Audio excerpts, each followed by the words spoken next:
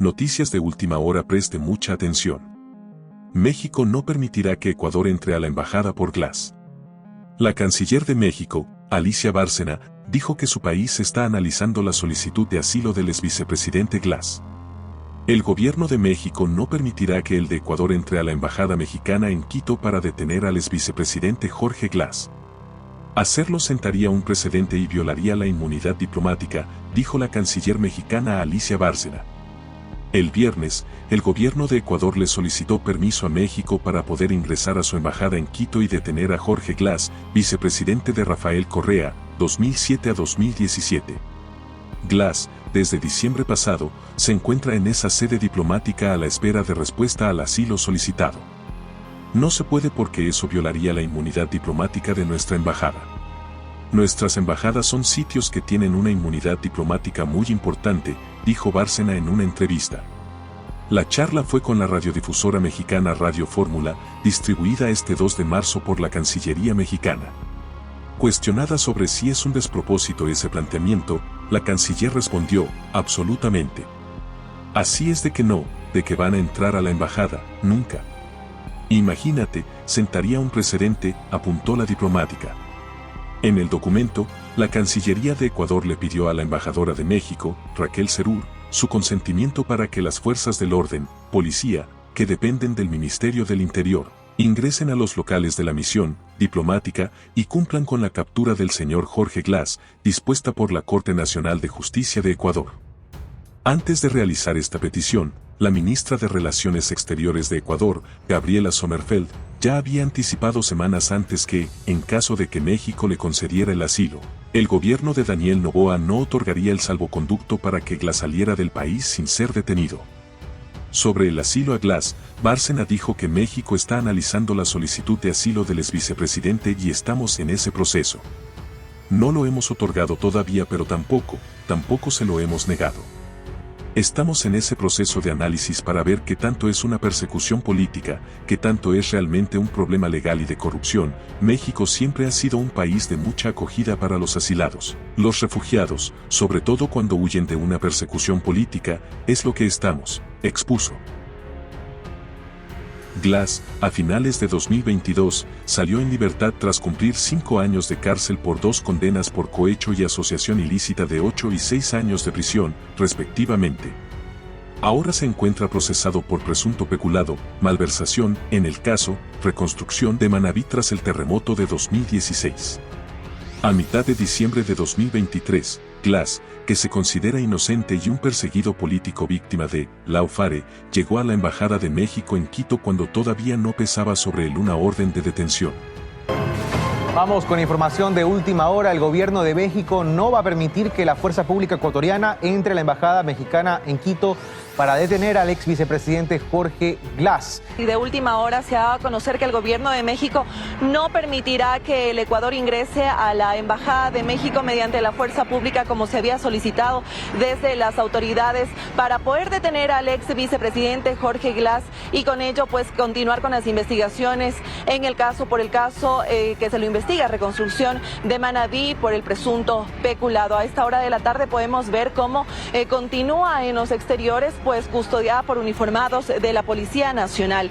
Y es que estas declaraciones se había dado en una radio de México por parte de la canciller mexicana Alicia Bárcena, quien ha dicho que en efecto no se permitirá que el Ecuador entre a la Embajada de México para detener al ex vicepresidente Jorge Glass, porque hacerlo sentaría un precedente y violaría la inmunidad diplomática, es lo que precisamente ha mencionado la funcionaria. Y es que recordemos que en el documento de las últimas horas que ha emitido la Cancillería de Ecuador, le pidió a la embajadora de México, Raquel Serur, su conocimiento para que las fuerzas del orden que dependen del Ministerio del Interior ingresen a los locales de la misión y cumplan con la captura de Jorge David Glass Espinel. Recordemos que antes de realizar esta petición, Carlos, amigos televidentes, la ministra de Relaciones Exteriores de Ecuador, Gabriela Sommerfeld, ya habría anticipado semanas atrás que en caso que México le conceda el asilo político al gobierno de Daniel Noboa no le otorgaría el salvoconducto para que Glass saliera del país sin ser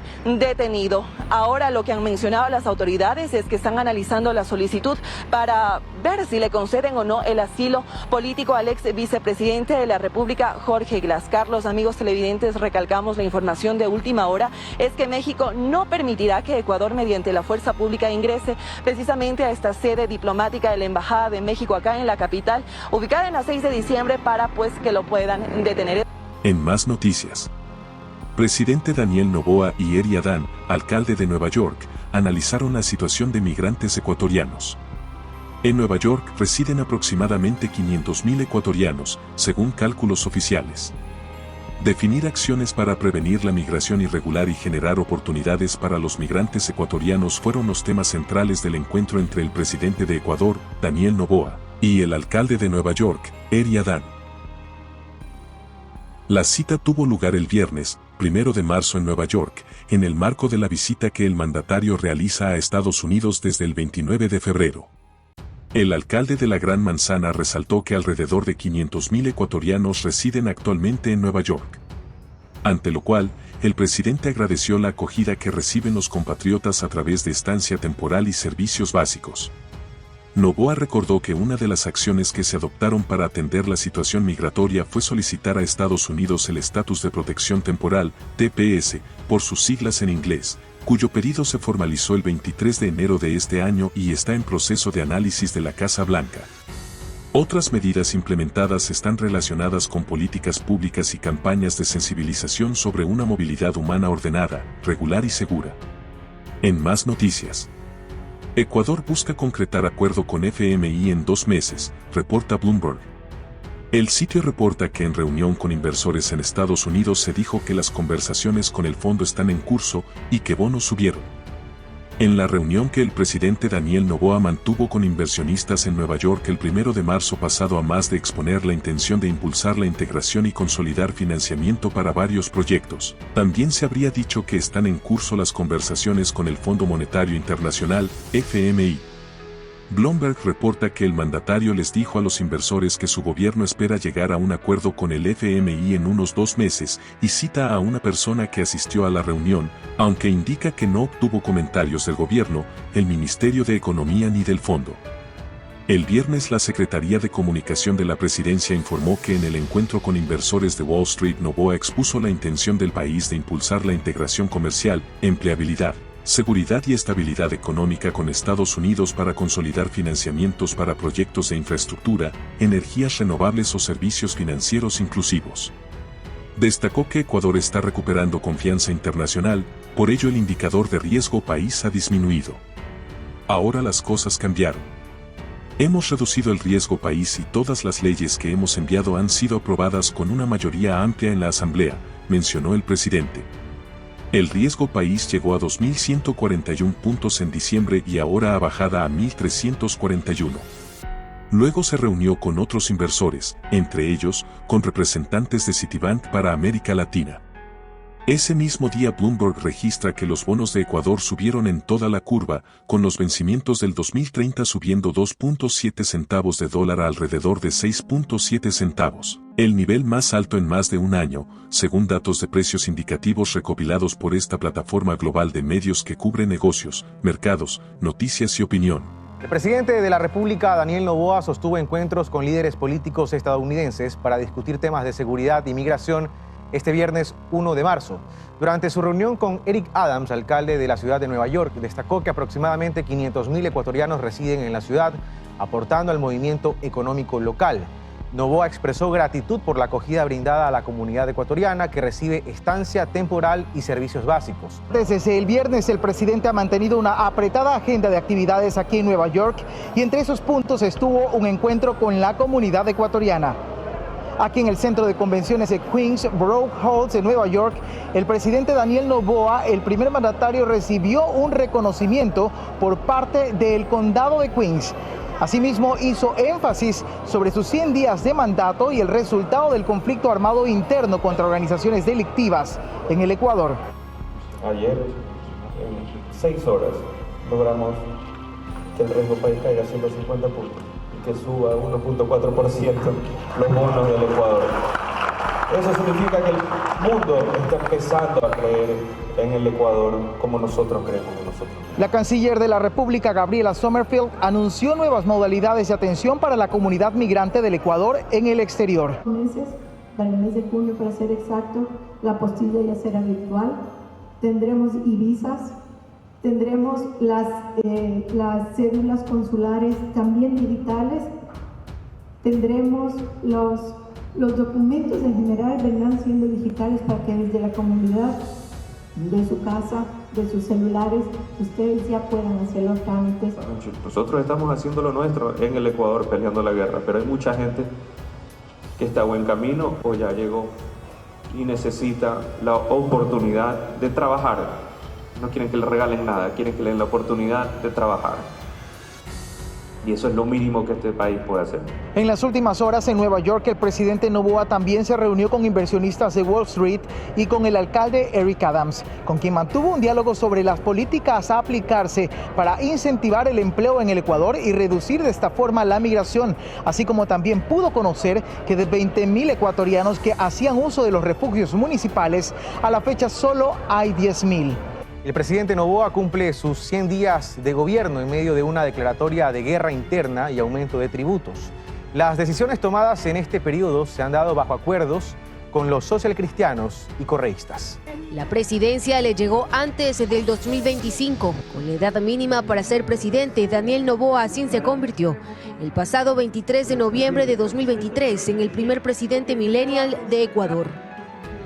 De autodefinición centro-izquierda, aunque de cuna empresarial, Noboa inició su periodo enfrentando uno de sus más grandes desafíos, la débil caja fiscal. Tenemos la peor historia de la caja fiscal, con apenas 184 millones de dólares en la cuenta única del Tesoro y atrasos por 2.872 millones de dólares. A partir de aquí, y entre voces de pactos, llegó el primer proyecto de ley económico urgente, que en esencia presentaba cambios tributarios. Sin una mayoría parlamentaria, Noboa logró que el Pleno le aprobara la normativa en menos de 20 días y con el apoyo mayoritario de bancadas como el Partido Social Cristiano y Revolución Ciudadana.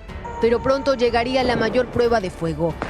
Con una avanzada crisis de seguridad y la fuga de alias Fito, cabecilla de la banda terrorista Los Choneros, el gobierno enfrentó la peor página del conflicto delictivo nunca antes visto y con imágenes que dieron la vuelta al mundo. Son miembros de la banda delictiva Los Tiguerones, que con fusiles, granadas y otros explosivos secuestraron a los trabajadores de este medio público para lo que se presume era enviar un mensaje al jefe de Estado.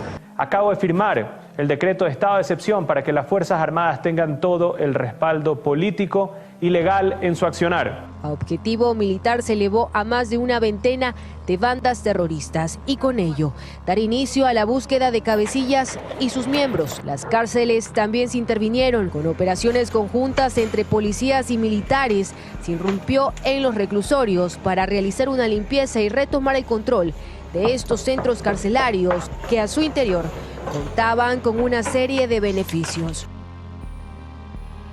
Cantidad de módem, conexiones, cables. Hemos encontrado alrededor de 1.000 municiones. Para dormir, para descansar, para ocupar una cama, un colchón, todo era dinero. Noboa, cobijado en esta crisis, hizo otro movimiento, esta vez con medidas de impacto, pues el nuevo proyecto económico urgente se centró en el financiamiento de la guerra. El Parlamento, entre lavadas de manos y otros argumentos, finalmente aprobó un aumento del IVA y más tributos.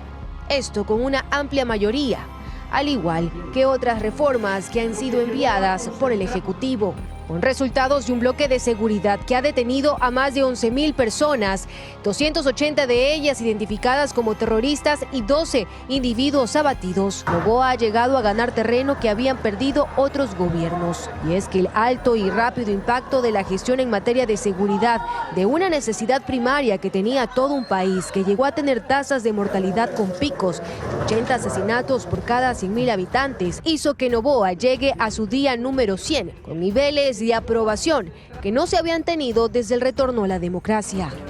Y le contamos ahora que la Corte Constitucional ratificó la legalidad del estado de excepción decretado por el Ejecutivo. Según especialistas, el presidente Noboa deberá presentar argumentos detallados para renovar o solicitar nuevamente esta medida. Faltan días para que se cumplan 2 meses en que el presidente Daniel Noboa decretó en el país estado de excepción y la Corte Constitucional se pronunció al respecto. Declaró constitucional esta medida. No obstante, en varios magistrados se evidenció discrepancias. Entre ellos, el presidente del organismo, Ali Lozada, y los jueces Carla Andrade, Alejandra Cárdenas, Joel Escudero y Daniela Salazar. Ellos consideraron que el primer mandatario no habría entregado datos suficientes para justificar el conflicto armado interno, así como tampoco habría presentado información sobre los 22 grupos criminales catalogados como terroristas. El constitucionalista Esteban Ron explica que este es un llamado de atención al Ejecutivo, quien tendrá que hacer un análisis cuidadoso en caso de ratificar un nuevo estado de excepción. Tiene en este momento ya los datos suficientes, los elementos fácticos como para ratificar. Lo único que tendrá que hacer es efectivamente demostrar la necesidad del estado de excepción y las medidas. También puede incluir en el mismo estado de excepción una justificación que están tomando medidas estructurales para ir cambiando la situación. Quien sostuvo que la existencia de un conflicto armado interno es una cuestión de hecho y no depende de la declaratoria de una autoridad pública, o el juez Enrique Herrería, ponente de este proyecto de dictamen aprobado por el Pleno de la Corte Constitucional. Y aunque con votos recurrentes el estado de excepción fue declarado constitucional, para el experto Esteban Polo hay algo que llama la atención. Y basta hacer un análisis, por ejemplo, de la Corte Constitucional del año 2019 al año 2022. La Corte tardaba no más de 15 días, pero sí es llamativo que a la Corte le haya tardado 50 días en una cuestión que es tan delicada. En lo que va del estado de excepción, son más de 11.000 personas las detenidas, y de ellos, 280 fueron capturados por terrorismo.